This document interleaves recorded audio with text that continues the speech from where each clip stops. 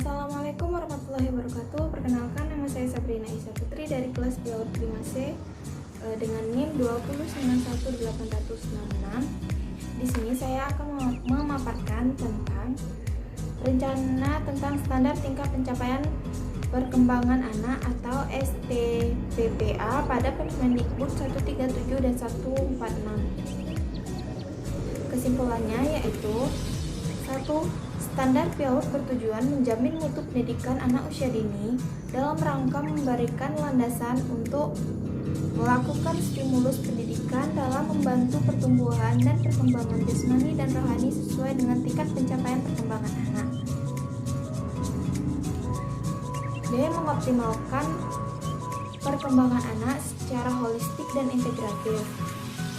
Mempersiapkan pembentukan sikap, pengetahuan, dan keterampilan anak.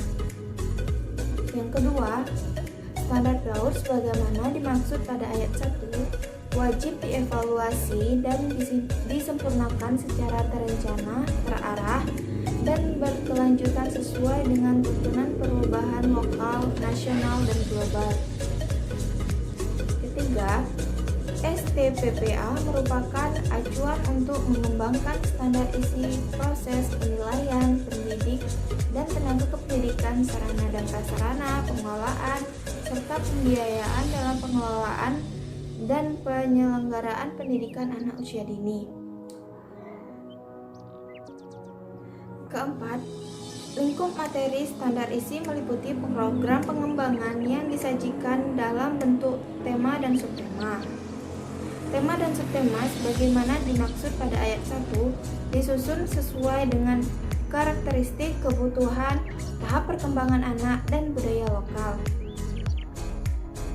Pelaksanaan tema dan subtema sebagaimana dimaksud pada ayat 1 dilakukan dalam kegiatan pengembangan melalui bermain dan pembiasaan.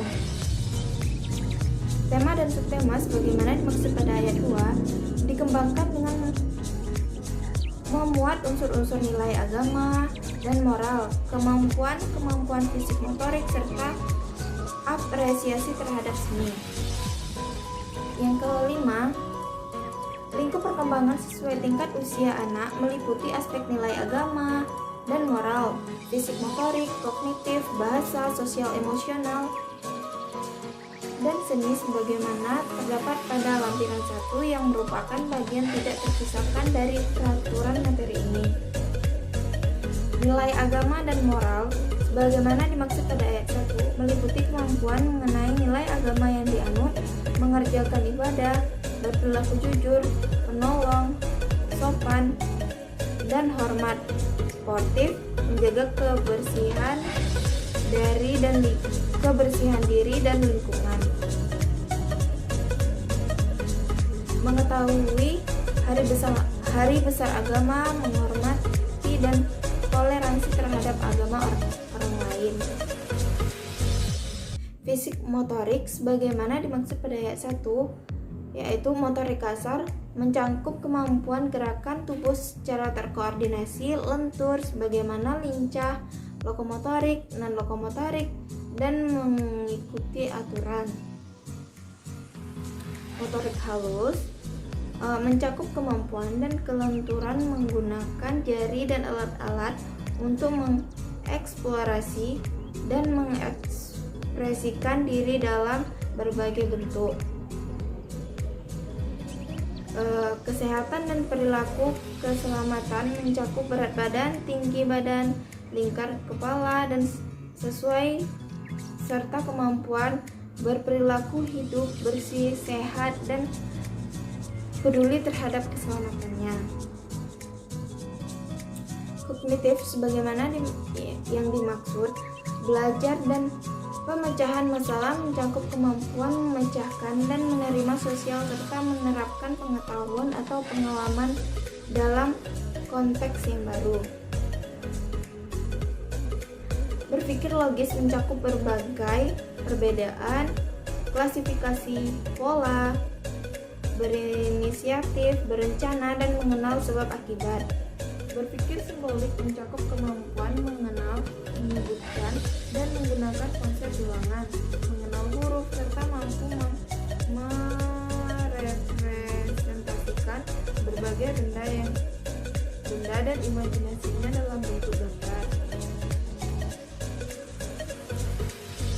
Bahasa, sebagaimana dimaksud, memahami bahasa reseptif mencakup kemampuan memahami cerita, perintah, aturan, menyenangi, dan menghargai bacaan.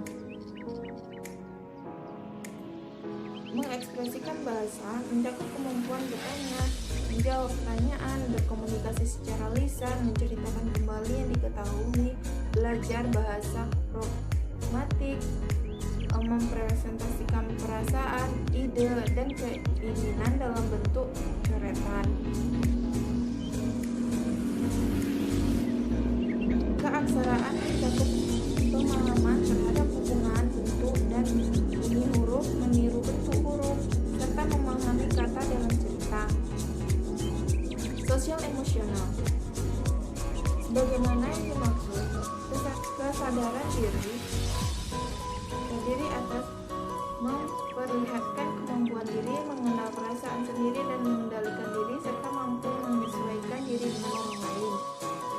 Rasa tanggung jawab untuk diri dan orang lain mencakup kemampuan mengetahui hak-haknya, mentaati aturan, mengatur diri sendiri, serta bertanggung jawab atas perilakunya untuk kebaikan bersama. Perilaku prososial mencakup kemampuan bermain dengan teman sebaya, memahami perasaan, merespon berbagai, serta menghargai hak dan pendapat orang lain. Bersikap kooperatif, toleran, dan berperilaku sopan. Seni, sebagaimana yang dimaksud, meliputi kemampuan mengeksplorasi dan mengekspresikan diri berimajinasi dengan gerakan musik, drama, dan beragam bidang seni lainnya, seni lukis, seni rupa, kerajinan, serta mampu mengekspresikan karya seni gerak dan tari serta drama. Mungkin hanya itu yang dapat saya simpulkan. Jika ada kesalahan, saya mohon maaf. Saya akhiri, wabillahi taufiq wal hidayah. Wassalamualaikum warahmatullahi wabarakatuh.